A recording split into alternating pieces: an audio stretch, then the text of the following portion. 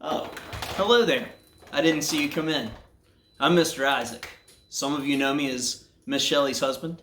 Some of you know me as Asher, Isaac, and Silas's dad. And some of you just know me as Mr. Isaac. Thank you for joining me today. I'm going to tell you kids something. Christmas is one of my absolute favorite times of the year. I love it. I love everything about it.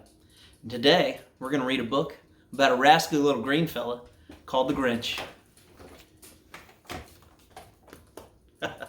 So join me, won't you? How the Grinch Stole Christmas by Dr. Seuss. Every Who down in Whoville liked Christmas a lot, but the Grinch, who lived just north of Whoville, did not. The Grinch hated Christmas, the whole Christmas season. Now please don't ask why, no one quite knows the reason. It could be his head wasn't screwed on quite right. It could be perhaps that his shoes were just too tight. But I think the most likely reason of all may have been that his heart was 2 sizes too small. But whatever the reason, his heart or his shoes, he stood there on Christmas Eve hating the Whos, staring down his cave with a sour, grinchy frown at the warm lighted windows below in their town. For he knew every Who down in Whoville beneath was busy now hanging a mistletoe wreath. And they're hanging their stockings, he snarled with a sneer. Tomorrow is Christmas, it's practically here. Then he growled with his Grinch fingers nervously drumming, I must find some way to stop Christmas from coming. For tomorrow, he knew, all the Who girls and boys would wake bright and early. They'd rush for their toys. And then, oh the noise, noise, noise, noise. That's one thing he hated, the noise, noise, noise, noise. Then the Whos, young and old, would sit down to a feast. And they'd feast, and they'd feast, and they'd feast, feast, feast, feast. They would feast on Who pudding and rare Who roast beast, which was something the Grinch couldn't stand in the least. And then they'd do something he liked least of all. Every Who down in Whoville, the tall and the small, would stand close together with Christmas bells ringing. They'd stand hand in hand, and the Whos would start singing. They'd sing, and they'd sing, and they'd sing, sing, sing, sing. And the more the Grinch thought of this Who Christmas sing, the more the Grinch thought, I must stop this whole thing. Why, for 53 years I've put up with it now. I must stop this Christmas from coming. But how? Ooh. Then he got an idea, an awful idea. The Grinch got a wonderful, awful idea. I know just what to do, the Grinch laughed in his throat, and he made a quick Santa Claus hat and a coat. And he chuckled and clucked, what a great Grinchy trick. With this coat and this hat, I look just like Saint Nick. All I need is a reindeer, the Grinch looked around.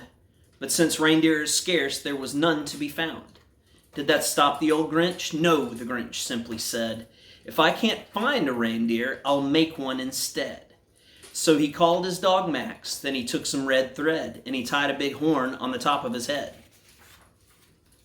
Then he loaded some bags and some old empty sacks on a ramshackle sleigh, and he hitched up old Max. Then the Grinch said, Giddy up! And the sleigh started down toward the homes where the Whos lay a snooze in their town. All the windows were dark, quiet snow filled the air. All the Whos were all dreaming sweet dreams without care. When he came to the first little house on the square. This is stop number 1, the old Grinchy Claus hissed, and he climbed to the roof, empty bags in his fist. Then he slid down the chimney, a rather tight pinch, but if Santa could do it, then so could the Grinch.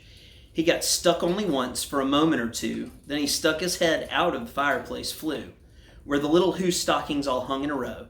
These stockings, he grinned, are the first things to go. Then he slithered and slunk with a smile most unpleasant around the whole room, and he took every present. Pop guns and bicycles, roller skates, drums, checkerboards, tricycles, popcorn, and plums. And he stuffed them in bags. Then the Grinch very nimbly stuffed all the bags one by one up the chimney. This says chimbley. Same thing. Then he slunk to the icebox. He took the Who's feast.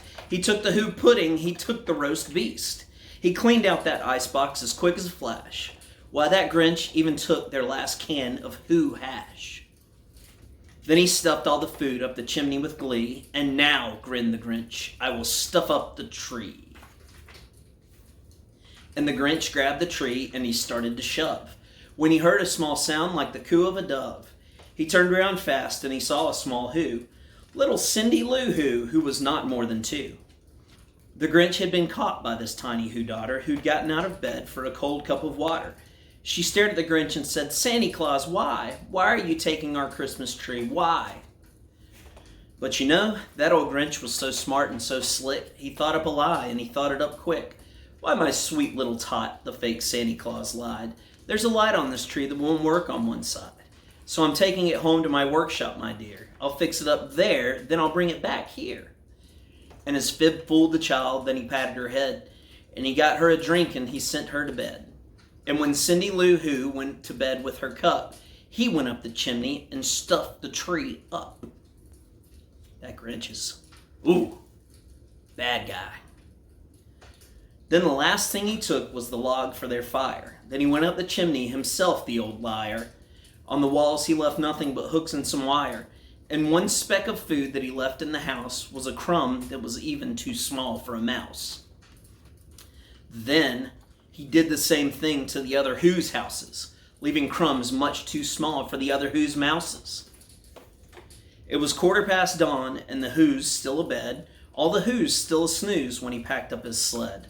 Packed it up with their presents, the ribbons, the wrappings, the tags and the tinsel, the trimmings, the trappings. 3,000 feet up the side of Mount Crumpet, he rode with his load to the tip-top to dump it. "Pooh-pooh to the Who's," he was Grinchishly humming. "They're finding out now that no Christmas is coming. They're just waking up. I know just what they'll do.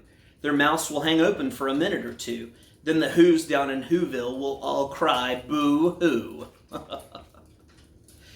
"That's a noise," grinned the Grinch, "that I simply must hear." So he paused, and the Grinch put his hand to his ear. And he did hear a sound rising over the snow. It started in low, then it started to grow. But the sound wasn't sad. Why, this sound sounded merry. It couldn't be so, but it was merry. Very. He stared down at Whoville. The Grinch popped his eyes. Then he shook. What he saw was a shocking surprise.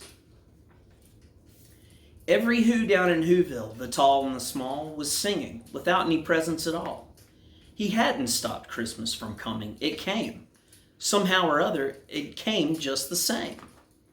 And the Grinch, with his Grinch feet ice cold in the snow, stood puzzling and puzzling. How could it be so? It came without ribbons. It came without tags. It came without packages, boxes, or bags. And he puzzled 3 hours till his puzzler was sore. Then the Grinch thought of something he hadn't before. Maybe Christmas, he thought, doesn't come from a store. Maybe Christmas, perhaps, means a little bit more. And what happened then? Well, in Whoville they say that the Grinch's small heart grew 3 sizes that day. And the minute his heart didn't feel quite so tight, he whizzed with his load through the bright morning light. And he brought back the toys and the food for the feast. And he himself, the Grinch, carved the roast beast. Well, thank you for joining me today. I'd love to see you again sometime this Christmas season. Merry Christmas to you and your family.